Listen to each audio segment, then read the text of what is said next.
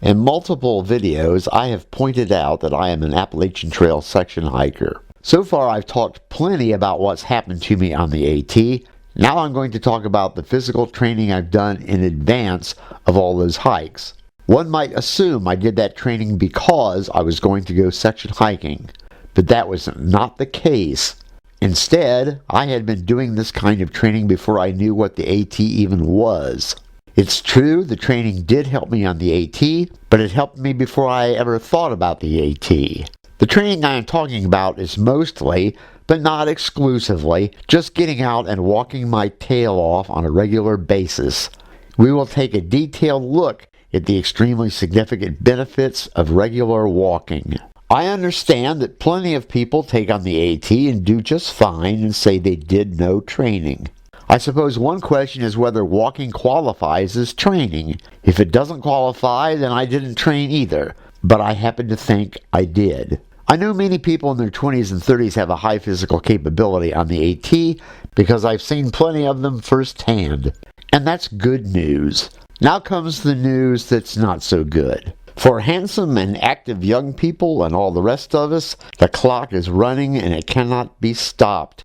Years and decades will go by. When it comes to aging and physical ability, it's a case of keep using it so we don't lose it. If we take the long view, there's more at stake than just how well we do on our next backpacking trip. And if aging sounds grim, let's remember it beats the daylights out of the alternative. What I have to tell you next is a fact that I hate to admit. I hate to admit it because I am insufferably vain. But I have to come clean. This is a photo of me on one of my early section hikes. When this photo was taken, I was 51 years old. Yet on multiple section hikes, I arrived at the AT and took off at a very brisk pace right out of the gate, doing 15 miles a day or thereabouts. It wasn't on the roughest hills on the AT, but it was still the AT. That hiking caused me no problems with my feet, blisters notwithstanding, no problems with my ankles, no problems with my knees, not the first day and not any day afterward. The only thing that can take credit for that performance is the fact I walk regularly and walk fast year-round, year after year. I started those hikes that way because everything felt fine and was working smoothly. If, on the other hand, something had felt amiss, I would have slowed down. That did happen on one hike. I carry a light pack on the AT, but I found out the hard way that's not enough. Before one section hike, I decided to just ride my bicycle regularly and run uphill.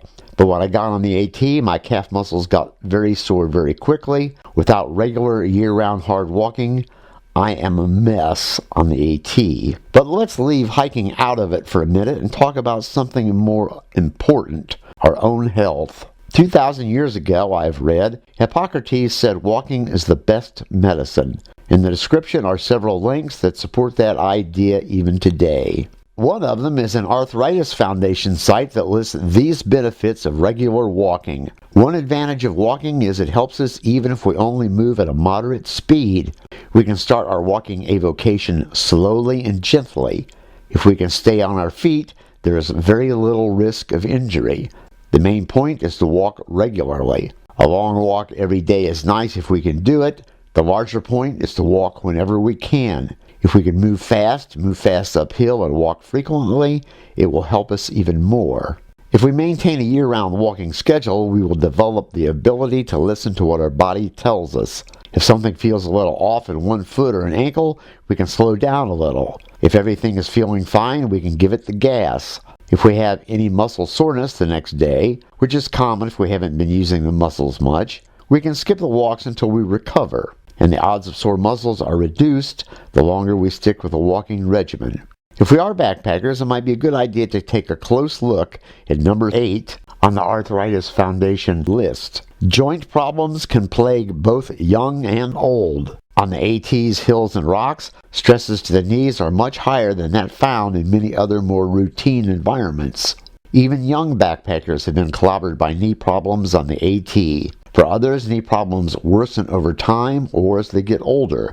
If we walk regularly, we can minimize the risk of such problems. There are things regular walking won't do and things it can do. It can reduce the risk of physical problems, but it cannot give us any guarantees on the Appalachian Trail where there are no guarantees. Even if we are in perfect physical condition, we could still come down violently ill, we could still fall down and break a leg. The only ankle problem I had on the AT was not related to hiking. Instead, it was caused by the dumb decision to jump off of a tall rock when I landed on one foot.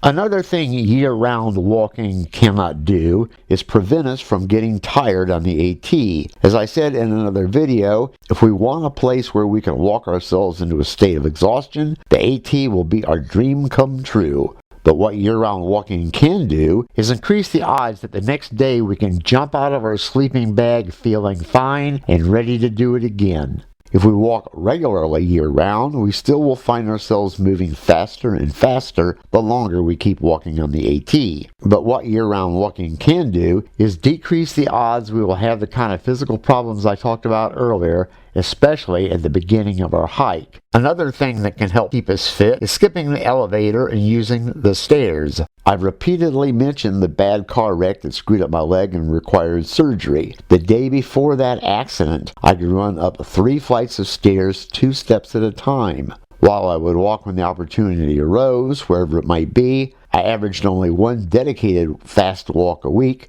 averaging 4 miles an hour on this very terrain. It's largely an issue of where we can walk and when can we do it. I know one guy who just walks laps around the inside of a shopping mall. It's far better than nothing. Where we live and work can have a huge effect on our ability to get some walking in. When it comes to walking, I have never seen a better place than Manhattan. I filmed this a while back at Broadway and 13th. People who live in Manhattan would make great backpackers. They walk all over the place every day. So did I when I was there. Like they say, New York, what a town. Sadly, across the great expanse of American suburbia are millions of acres that are not pedestrian friendly. Many recently developed areas are like this. If there are no houses, there are no sidewalks. Residential areas, particularly in older areas of older cities, will have plenty of sidewalks. In the town where I live, we can walk many miles on sidewalks like this.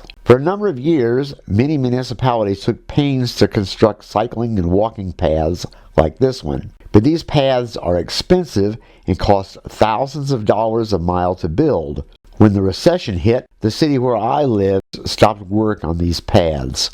The paths that do exist are not connected. The city refuses to issue a map showing where they are, giving the feeble excuse that the entire system is not finished. That wouldn't mean anything except for the fact people who move to my town might go several years without even knowing these paths exist. If we can find them, a much better option in my view is parks with nature trails. This one is about a 15-minute drive from me, and the trails have a 360-foot elevation difference. That's nothing compared to the AT, but for Ohio it's not bad at all. This is my favorite place to walk, winter or summer, rain or shine. After my experience with the sore calves, I decided to add some calisthenics, specifically calf raises and lunges. Calf raises in particular help keep our feet and lower legs in good condition. I have done some running, a lot of bike riding, and a lot of weightlifting. I love riding a bicycle and I liked weightlifting, but in my experience, neither one is a substitute for walking. Like I said, the one time I quit my training walks, I paid for it on the AT. When I lifted weights, I did calf raises on a weight machine, but when it comes to staying in shape for backpacking, I have found doing calf raises one leg at a time is plenty sufficient with no extra weight. Another thing I believe in is stretching exercises. In my experience, stretching exercises provide great benefits compared to the modest effort it takes to do them. In the description is a link to some good stretching moves. And now we are once again done. If we want to maintain our physical capability for decades to come, the time to get to work is right now. I'd like to thank everyone who subscribed and been watching all the videos. If you have not yet subscribed, please consider it. And as always, thanks a million for watching.